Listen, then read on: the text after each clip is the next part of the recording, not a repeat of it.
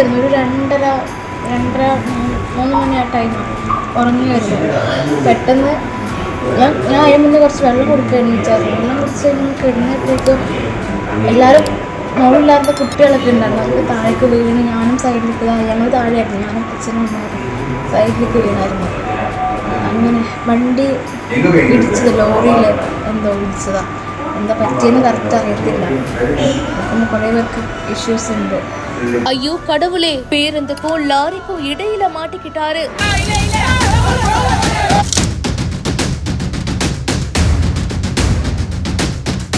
நெஞ்சை பதற வைக்கும் வீடியோ.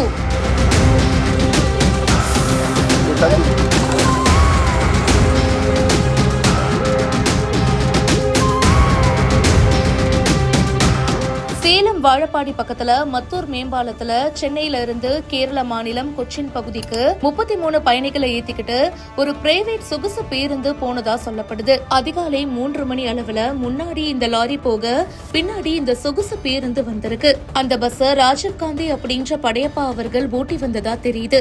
இதுல எதிர்பாராத விதமா முன்னாடி போன லாரி மீது இந்த பேருந்து பலமா மோதியதா கூறப்படுது. ஆம்னி பேருந்து ஓட்டுநர் சம்பவ இடத்திலேயே பலியாயிருக்காரு. பேருந்துக்கு நடுவுல வேற ஒருத்தர் சிக்கி இருக்காரு. அவரை எப்படியாவது காப்பாத்தியே ஆகணும்னு சுத்தி இருந்த மக்கள் போராடிட்டு இருக்காங்க. சில பயணிகள் உறங்கிட்டு இருந்திருக்காங்க.